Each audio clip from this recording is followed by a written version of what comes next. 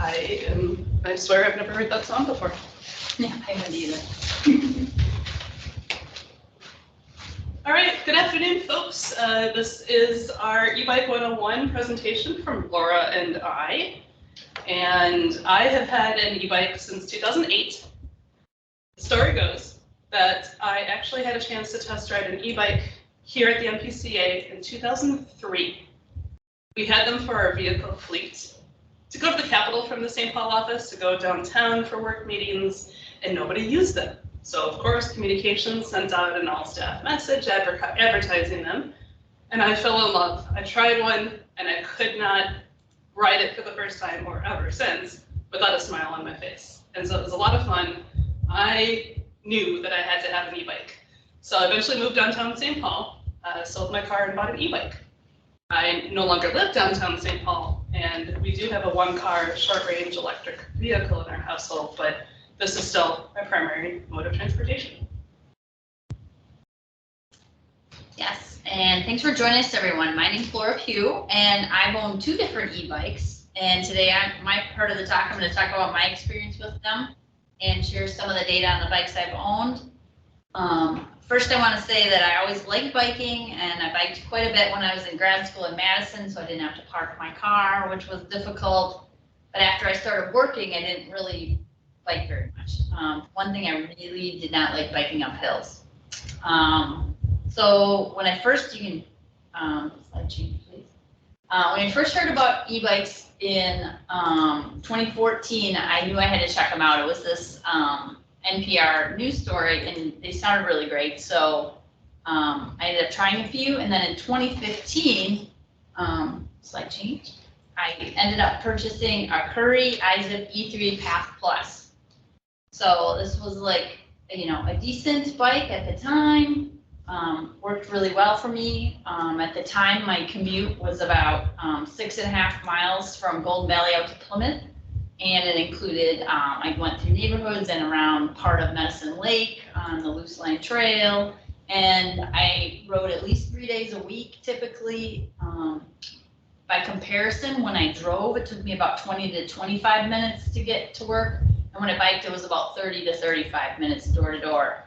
The range on this bike was 31 miles, so I didn't need to charge it every day because my commute was short enough, and I wasn't going super fast with it.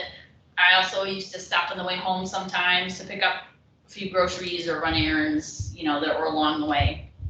And in 2018, I started my job at MPCA, and so my habits changed. Now I have about a 17-mile ride to work, so the range of that original bike was decreasing a little bit, and my commute was 2.5 times as long. So I had to charge the battery, at home before I left, but also at work before I rode home. So during that time, I was using it less for commuting and more often for short trips, like going to the gym or the grocery store. So next slide. Fall of 2019, I bought my current bike, which I also have here on premises. It's a Specialized Vado 3.0. The improvements in the new bike were huge. It has integrated lights. You can see the batteries in the center instead of on the back. It's just a really smooth ride. You don't feel like you're getting pushed, but you can go faster. The max range was 79 miles. So I figured I am set now. I rode it about 3 times before the spring of 2020. As far as 3 times to work, basically. So no more work commute at that for a while there. Next slide. But one huge advantage was I still had my old bike because I hadn't sold it, and I had my new bike, so my husband and I could ride together for fun during the pandemic, and that was really amazing to have something like that to be able to do. And because I liked biking together so much, we ended up, and no one wanted to actually use the old bike after a while, we ended up buying him a new bike in 2022. Next slide. Over the last few years, my biking habits have not been super stable, like I mentioned, but I do like to bike to work every week or 2. I don't tend to bike in like snow and ice, but otherwise, if it's like rain and as long as it's above like 40 out, I just dress for it. And you can see in this picture, I only wear like comfortable work clothes, like I biked in today. I don't own any special biking clothes, but I do have a reflective vest. Then I always have my big bike bag so I can hold my stuff like a lock and my work that I might need there, my laptop, my lunch, so forth. The other thing that I ended up purchasing is a Bluetooth helmet. And for the long ride I do, because it takes me about an hour to cover that 17 miles, I can listen to the news, I can listen to some music, I can receive phone calls with hands-free. It works really great. Plus, I ended up getting one again for my husband, so you can intercom, so when you're riding together, you don't need to be like side by side to have a conversation. You can actually like say, hey, I'm turning up here, or hey, I need to drop back, I need to pull off and get a drink of water or whatever. So now I'll turn it back over to Melissa. Thank you. I shared this particular article quite a bit last year, and I love the fact that more people are buying e-bikes than electric cars. Now, I know cost and price are not comparable between the two, but I do actually consider my bike my electric vehicle. So it is part of the EV movement, and a little shout out for an event next month. State of Minnesota is hosting an EV showcase, an electric vehicle showcase, and more than that. We'll have an electric bus and I think lawn equipment, snow equipment, things like that. That'll be at the state capitol on May 10th from 11 o'clock till 2 o'clock, 11 a.m. to 2 p.m. So I'm hoping that the vendors I've connected with, we're going to bring in about 24 to 25 different e-bikes for people to look at and check out. So e-bikes are obviously much more available and much more cost efficient. And so a lot of people are not getting rid of cars, but reducing how many cars that might be in a household.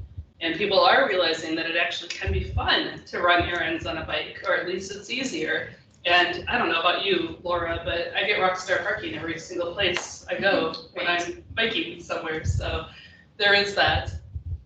I was actually trying to dig up some information about my very first e-bike, and I couldn't even remember what it was. So luckily, I took enough photos and selfies and stuff like that I happened to find it. And I think mine might have been lead acid. So that is the picture, and iZip certainly has come a long way, right, Laura? Mm-hmm. So if you look at it, the information that I posted below, I think it was about $1,000. I think it was a little bit more than that, but I can't remember. I have no receipt for a bike that I no longer own. But they actually had lead acid batteries. Lead acid batteries with e-bikes. So we've definitely come quite a bit. And I will say that I'm extremely brand loyal at this point.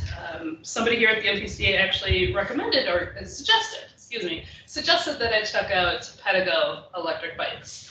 They're sold across the nation, they're actually sold across the world, and the brand, that's all they sell. So when you find a Pedigo bike place, a dealership, that's all they sell is Pedigo bikes.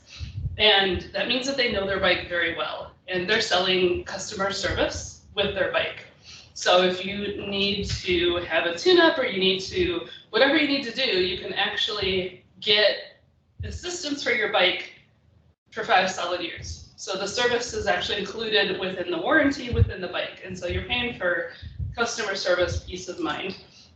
And back when I didn't have a bike and I get stranded, it'd be very, very tough to try to figure out how to get it not only home, but to a bike shop when there's something major that's going wrong. So I haven't had a lot of problems, so it's not been a huge issue, but this is my second Pedigo bike. The other one is now my winter bike, and I do bike year round.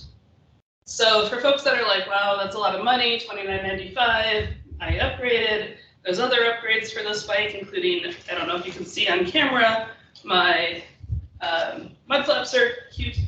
Anyways, it gets expensive. And so I happened to find out that Affinity Plus does have a bike loan program. So you can get a personal loan for your bike, and they'll let you borrow 120% of the cost of the bike so that you can get the lights, you can get the helmet that has the speaker, Bluetooth, and you can get the panniers and the lock and all that. So it does add up, but why not start to have a payment plan? Because I don't know anybody who could buy a car on cash. So there you go. So my range is probably about the same as Laura. It definitely does depend on the temperature, the wind speed, how far you're going, how hilly it is, how much gear is the bike bringing with, as well as like, I'm basically trying not to say the rider because it's the rider plus gear, but Laura's lighter than I am, so she can probably go farther on her bike than I can. Those things matter. And it's just helpful to know that there is a bit of range difference based on the weight of the rider, the gear that they're bringing. I'll have 2 panniers filled with groceries. I'll have my backpack on my back filled with groceries, my basket filled. I'm carrying about 350 pounds worth of stuff, including my own body. And so that's a lot of weight that this bike can handle. And range will go down, but I'm making short trips doing stuff like that. So I do commute with my bike. I did bike here into the St. Paul office today. And by the way, I got paid to bike into the office because I'm biking as somebody who's normally telecommuting. And you can bike to work meetings on work time. I do bike year round. And this happens to be a day where the trail's actually clear, and that's not common in St. Paul. And before we could advertise having indoor bike parking, this was a huge success to have this covered bike parking. So a lot of us couldn't fit our bikes in a locker. The handlebars are just too wide, where this would literally not fit into the bike lockers at the St. Paul office, MPCA. So it was either what you see in the picture here, or nothing else. We have some hoops that are not covered, so that was the only options I had. Oh, I love biking to the Eco Experience, to the State Fair.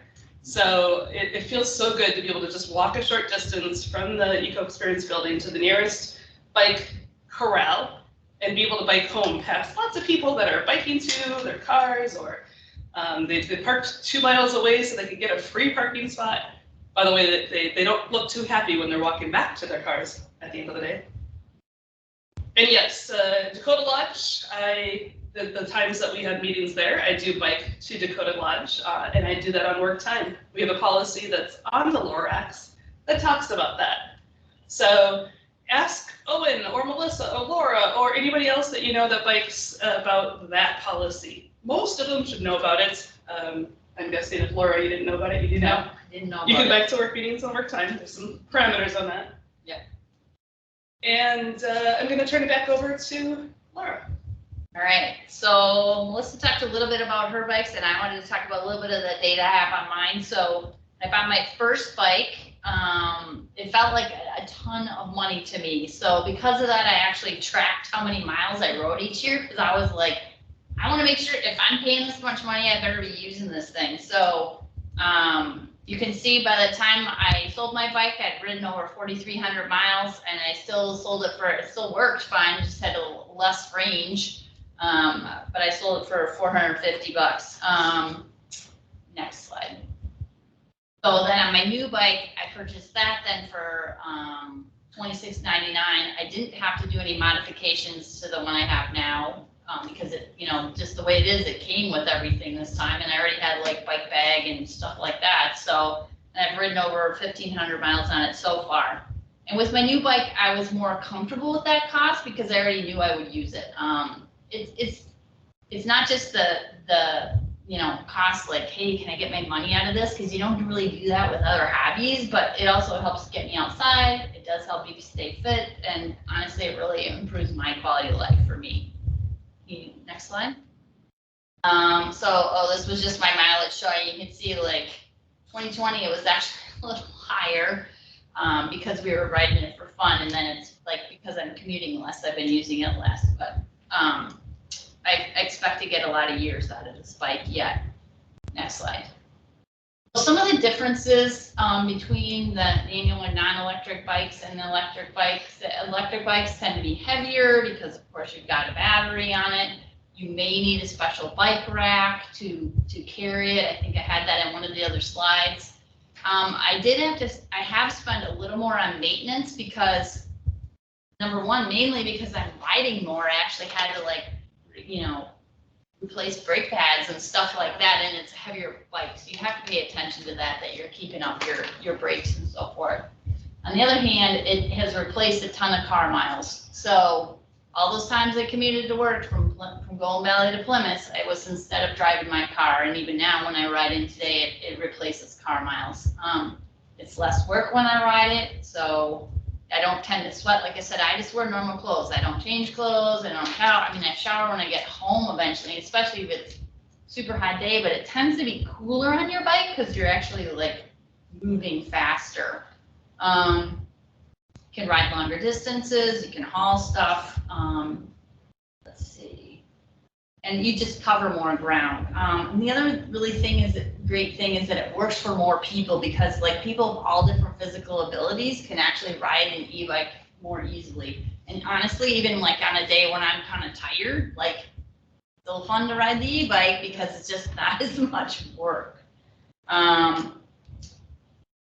I guess that's most of what I wanted to cover, and I'm happy to talk about with anyone either at the end here or later on about the different bikes I've owned, the bike rack we have, my bike route, or any other questions you have. So speaking of that concept of works for more people, so one of the reasons I bought an e-bike is that I've had asthma since my teens, and it's exercise induced. Every once in a while I have a bad lung day or something, but most of the time it's when I'm exerting myself. And so I would have an asthma attack within less than a mile of my house because it's a very hilly part of where I live in St. Paul. And in my late 20s, early 30s, I was diagnosed with arthritis. So you can't breathe and then you can't move, so it is a tool. And so what if I have a body that's more like a 70-year-old some days? It's just, that's my life and I'm okay with that because I have a tool that can help me get around. So I remember when I was at the State Fair last year, we had our very first ever e-bike exhibit, and a woman that was probably older than my mom came up to me and was looking at all these 20-somethings checking out the e-bikes, and she's like, "Do they make e-bikes for people my age?" And I had to kind of suppress a laugh because a lot of people that I used to see biking all the time with an e-bike were people her age. It's just over the last few years I'm starting to see younger folks that want to be car free and get to their destination just as fast as they would whatever their commute is. And so I'm starting to see all ages bike. And it used to be that I was one of the youngest people I'd ever see biking, and that's certainly not the case. And I'm certainly not the oldest either. So there's some things that I wanted to convey during this e-bike session about e-bike purchase considerations. So yes, we both have e-bikes. They're kind of similar, kind of different. There's over 100 or more different types of e-bikes out there in terms of brand and style and add-ons and stuff like that. So we built this into the e-bike exhibit at last year's State Fair. We're working on doing the same thing for this year.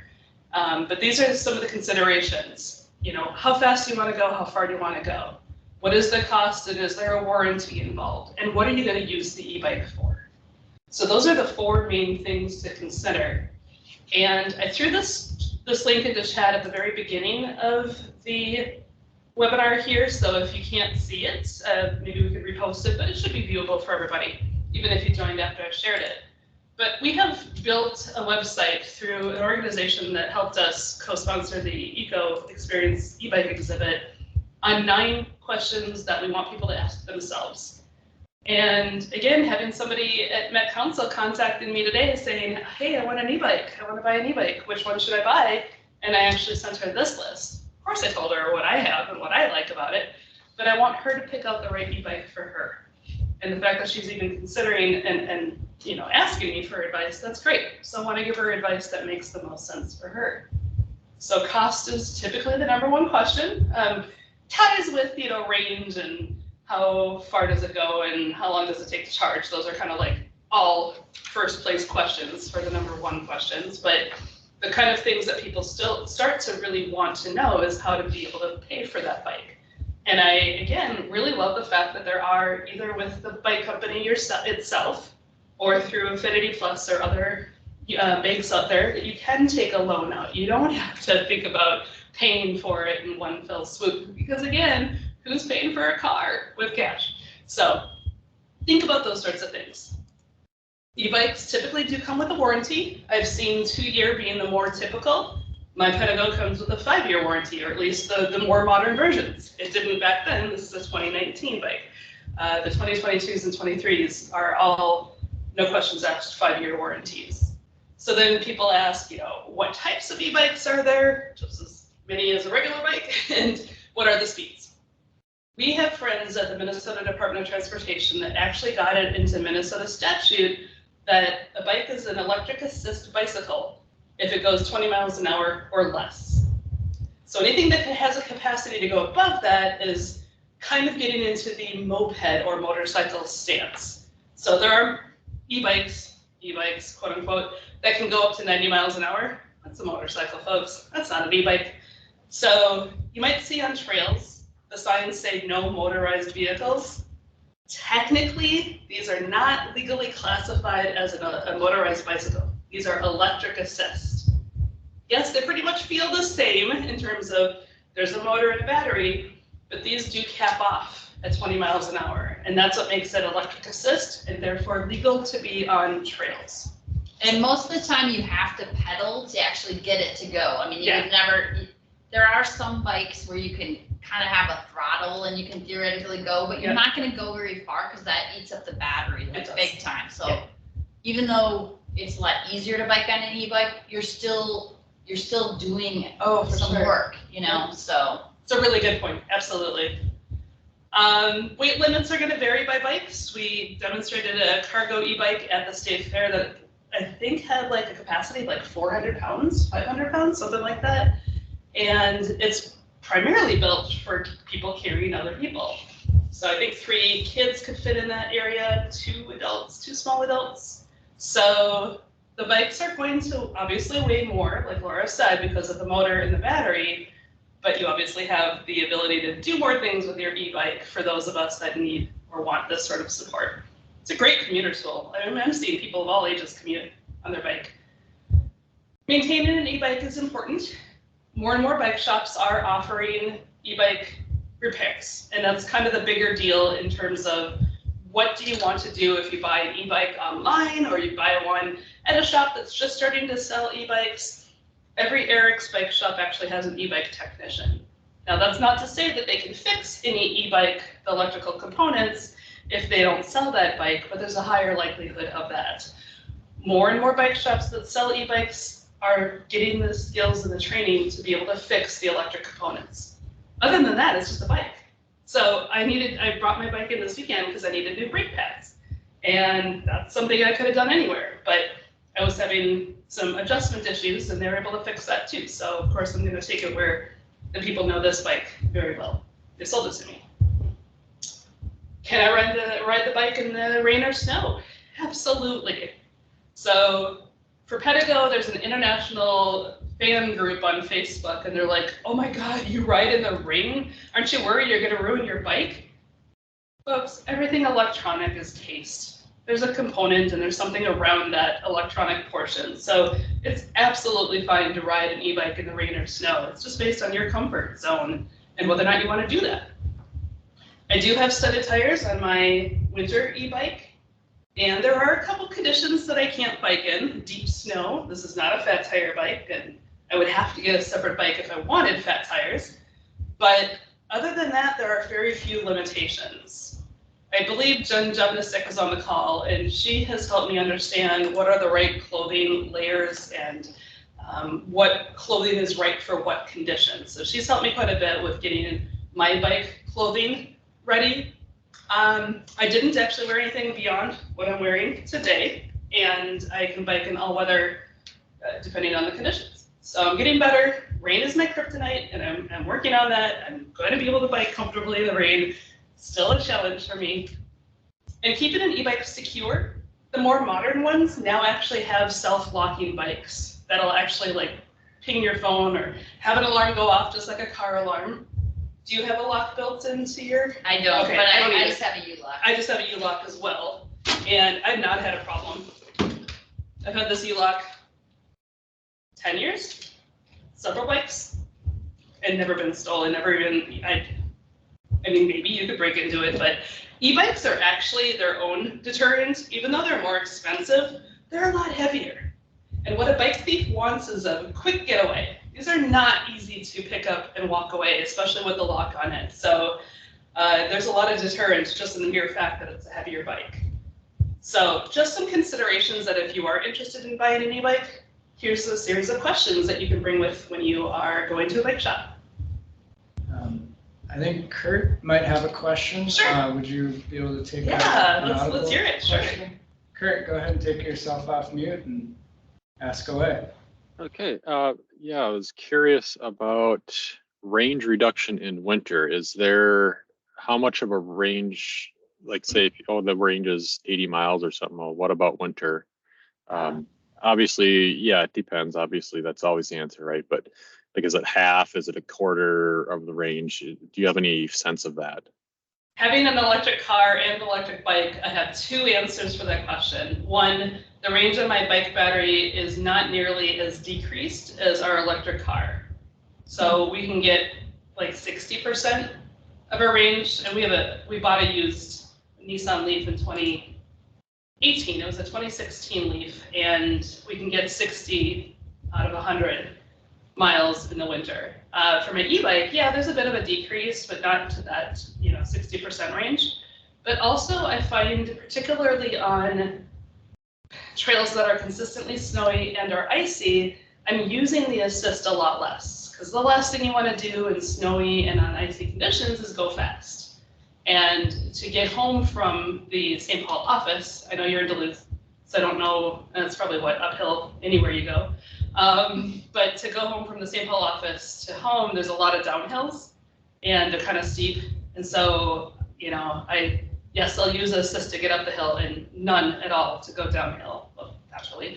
But I just have to be careful that I don't go too fast, that I lose control, even with studded tires. So I actually gain assistance in a sense because I have the range extended because I'm using less assist. Versus this time of the year, I want to get to my destination fast. It's gorgeous out, it's nice out, but I have a place to go. I have to get to work. So I'll actually use the battery a lot faster in nicer weather because I'm biking farther and I'm biking faster. And Kristen did comment that she really likes her throttle on her e-bike because it takes the pressure off her knees when starting from a stop. Heck yeah. Do you have a throttle? I don't, but my first bike had a throttle. Okay. So I do the exact same thing, Kristen. Mine is both pedal assist and throttle assist. And I too also like to use that. So there's an intersection not far from here, Highway 61 and Burns Avenue, to get to the east side of St. Paul or the eastern suburbs. And I have to cross something like 8 lanes of traffic. And if I'm the first vehicle in line to cross those 8 lanes and I have maybe 5 car drivers behind me, I definitely want to get through the intersection pretty fast, especially because I have like 100 people watching me cross traffic. And I'm watching every lane, making sure nobody is running the red lights, which happens every day. So yeah, having a throttle assist for me is extremely important. I probably could live without it. But because I've had a throttle assist on my e-bikes, probably every single e-bike I've had, that's just what I know. And to add to that, and then I'll take a question from Daniel. I have a friend who has 3 kids, and they had what do they call it? Surly Big Easy to get, and they were hauling all the kids on that bike. Awesome. But it didn't have the throttle, and they actually sold that bike and got a bike that had a throttle so that they could get that jolt off the start. And it sounds like it works really well for them. Again, there are so many different options, and there's a bike shop in St. Paul that's all they sell are cargo bikes, both acoustic or push is the non-motorized term that I've heard a lot, and as well as e-bikes. So cargo bikes is definitely becoming a very popular thing. And that makes sense that there are different styles and people prefer one over the other. So. Yeah, and what I'll do since I don't have a throttle is if I know that I'm gonna have that issue, like say I have an intersection where I'm going uphill and I have to stop and then I'm gonna be going uphill, I'll just try and remember to shift down a little bit because then same thing. you're gonna get the push, but you wanna have it sort of easier pedaling when you get going, just to get you going, and then you can always shift up again. So that's another trick. A third trick is that they always have different levels of assist. And so you could maybe spike it up to the most assist and then back down once you're in motion. It doesn't give you that instant push that the throttle does, but it'll kick in rather quickly. So if you have it on a higher level of assist, it'll do the same thing, just a little later. And then I think Daniel had his hand up. Did you want to take yourself off mute and ask a question or make a comment? Yeah, thank you. I was just going to add a note to the throttle discussion. I too have ridden both types, and I like the throttle option, having it there as well. It's, people have mentioned it can come in handy at times. There is just, I have been on a couple of trails where there is a sign that indicates that it's for e-bikes, but only those without throttles. That happened to be in East Grand Forks on their greenway. Apparently their local ordinances consider those a motorized vehicle. So there may be instances, and that was like, I think the only place I've seen it, but that can be a distinction that some locations make. That's a really good point, and I think that that's going to be more common as more people are adopting the e-bike lifestyle. I remember, I don't know if it was last summer or the summer before, where Duluth, their lake walk, people are having some tension about how many people with scooters and e-bikes are up there, e-scooters and e-bikes. Now, that's kind of a cultural problem with the bike rental and scooter rental system. You know, I won't go down that rabbit hole right now, but I can understand as more e-bike riders are out and about on trails that there may be local ordinances that limit it. And there are entire states that actually will not allow something like this to be on the trail anywhere. So, good point. Thank you. We have a couple more slides. Do we have any more questions at the moment? Not at the moment. Okay. Like. Not many slides, just me kind of showing off how I bike for transit.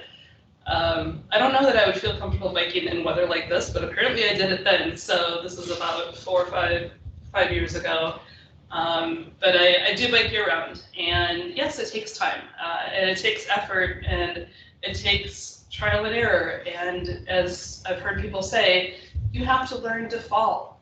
And that might be enough of a reason why some people might not want to bike in the winter, but it's true.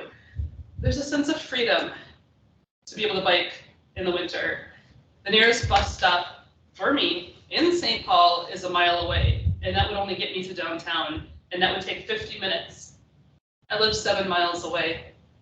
So for me to walk or bike a mile, put my bike on the bus, and go to downtown and then have to bike to the MPCA, it's about an hour and 45 minutes. And my personal best on an e-bike in good condition is 20 minutes.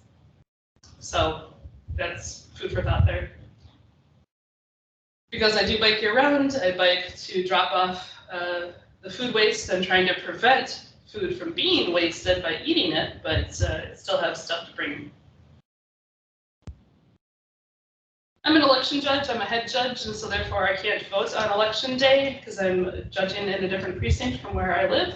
So I'll bike to Ramsey County's elections office and vote early. The staff treat me like I'm a celebrity when I bike in the winter to Costco.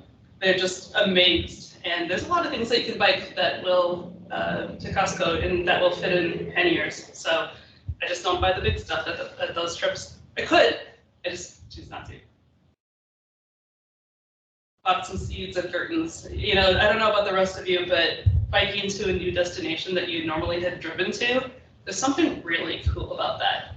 So curtains isn't that far from my house, but it was still kind of a neat thing. And of course they don't have bike parking. Why would they? Nobody bikes there. St. Paul Farmers Market, I bike a lot. The vendors recognize me pretty quickly because I leave my helmet on and all that, but it's great to see them supporting people who bike.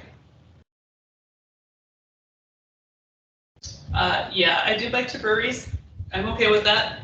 I bike home from breweries too, so I'm also very careful about that. But a lot of breweries will have bike parking, so they recognize that people who want to bike can do so. But if you think about it, you can get a whole bunch of bike hoops in an area versus one parking spot, one car parking spot. So they also recognize that they'll encourage more people to bike. It works. A couple years ago, before the pandemic, I used to bike to a part of St. Paul where I would actually e-bike other people around. So it's an international program called Cycling Without Age. And there are dedicated Twin Cities places where volunteers can e-bike other people around, people who are no longer able to bike. So they gratefully let me take their picture, and my bike is in the background. So I had to bike there and then biked for about an hour and a half other people and biked home. Angela Davis from Minnesota Public Radio very kindly interviewed another fellow winter bicyclist and myself. And so it was really great to be able to talk about e-bikes and push bikes and on the air. So, and people who bike in the winter. I don't recommend this for everybody, but I do bike to Donny Pitlets, and it's a 26-mile round trip. And the ride home is definitely tougher than the ride there, but it's also a source of pride that I do this. Just thought this was a happy picture. I don't know if other people's bikes are happy, but mine looked happy. Because I do bike in the winter, I do wash my bike. I'm maybe not as good as I should be. Some people wash theirs every time they use it, which means daily for a lot of people. For me, I try in the winter to wash my bike once a week. During non-winter conditions, I try to do that about once a month. Should be more frequent, but you know, that's what I do. And here's the car that I was describing. So I was getting new tires or something. I can't remember what, but we picked up my bike from our electric car. So e-bike on an EV.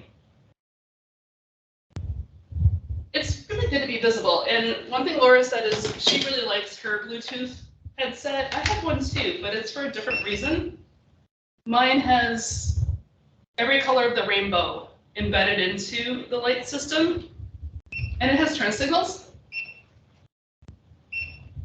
Because I bike year-round and I bike in a part of St. Paul that's a little less bike-friendly than the rest of St. Paul, being visible, particularly at night, is super, super important to me.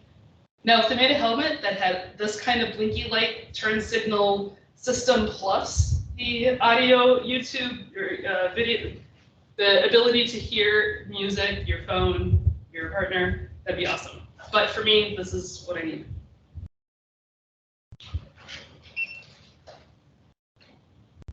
Oh, and you can change it so you can have different designs and different patterns. So, anyway. One thing last year, early 2022, that I never thought I could do is bike to Afton State Park and camp there with a couple other people that biked with me. And turns out I can do that. I did it.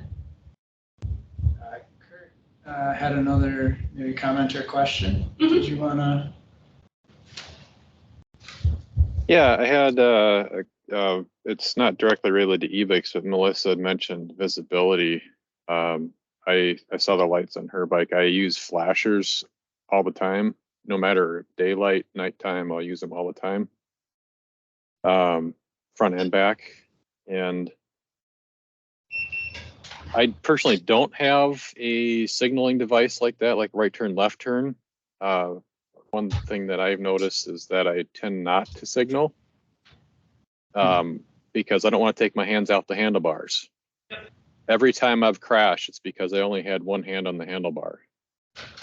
And so I don't want to signal. So that signaling thing is pretty neat looking. It's a couple of buttons that are really close to my braking system. So it's really easy to press a button. It is really hard to stick your arm out. There's one particular hill that I'm biking down where trying to signal and hold onto my bike and brake, it's almost impossible. So this, yeah, I definitely would, for those that are in those situations and you feel safer by being able to signal with lights, I recommend it. Are there other questions? Because we actually are up and out of slides. You can turn off the slides if we want. People want to see this better.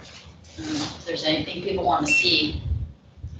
Are people able to see the bikes pretty well? We'll turn off the I can see them. I I do the pop-out function when people are presenting, so it splits it into 2 windows. Yeah, So I can see it pretty well. we had a lot of notes and those were showing up. I mean, there's probably other ways to do it, but and you can zoom in too. I don't know if you're familiar enough with this room to be able to do that. Yeah, right there. You want me to come over? I'll stop sharing, and then it should just be the camera. Does everyone see just the room camera now? Can folks see the 2 bikes and Laura and I? Yep. Okay. Do you want to zoom in a little bit? Thanks for bearing with us. Okay. Awesome. Thank you. Thanks, Owen. Is that good? That's good.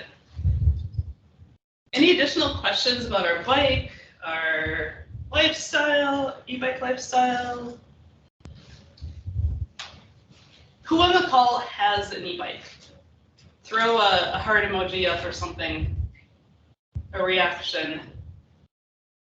Any sort of reaction. Don't raise your hand, because then you have to unraise it. But Kristen, I know you have an e-bike. I hearted. Okay, cool. Anybody else have an e-bike? Is there anybody else considering getting one? I see another.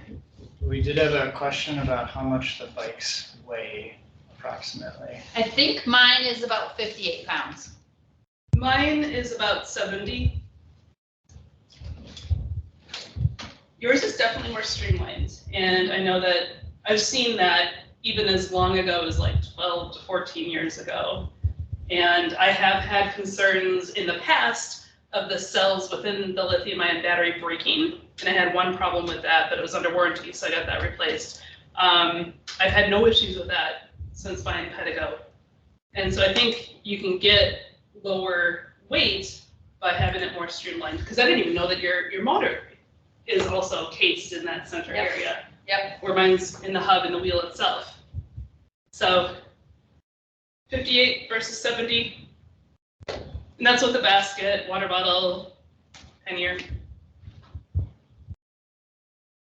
And the other thing is, I just recommend, like, obviously, if you wanted to talk to us anytime, you're welcome to, but just go into a bike store and try one, because they'll set you up. It's real easy. Yeah. People are, I think I've noticed, like, a lot of people are interested in it, but they seem really intimidated to try it. Yeah. And all I would say is just go into a bike store, take your helmet, whatever, let them give you a helmet, and just take a little ride short around the thing, and you'll get a really good idea right away of how it feels, and it's much more natural than you think it is if you already have, if you already know how to ride a bike. So that's a really good point. And places that tend to sell a lot of e-bikes, whether it's Pedigo or other places, they'll actually oftentimes rent out for hours or the day or things like that. So if like you're really serious, but you really want to take it on a good ride in your neighborhood or that neighborhood where the bike shop is, you can do that too. We did have a question about your bike bags. Did you get your bags at a bike shop, and do you have any brand recommendations?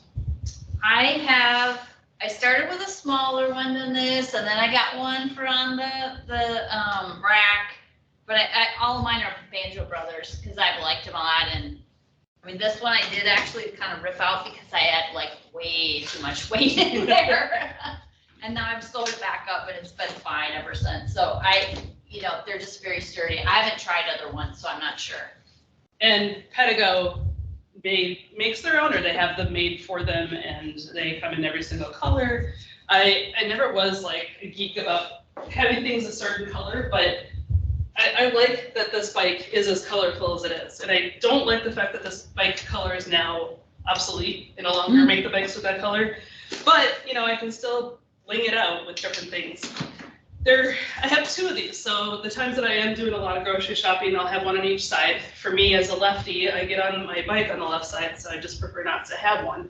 Plus, some of the locking mechanisms is over here on the left side, but it does what I need. There's no other additional pockets or anything, and no, I've never had one stolen, if that's somebody's rhetorical question.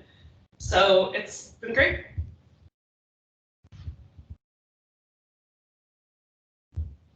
Other questions? I'm not seeing any other questions, except for some thanks, and that it's been very helpful. All right. You're welcome. Happy to do this. Like Laura said, feel free to let us know if you have questions. We have indoor bike parking in the St. Paul office. There's at least 4, maybe 5 e-bikes in there today. So people are recognizing that as long as they have a safe place to lock up their bike, that's great. We didn't have indoor bike parking before a year ago, but I've had an e-bike for 15 years and I've not had a problem with that. Here. Great. Well, thanks. Yeah, you're welcome. Happy to provide this opportunity and have a great day. Thanks, everybody. Thank you.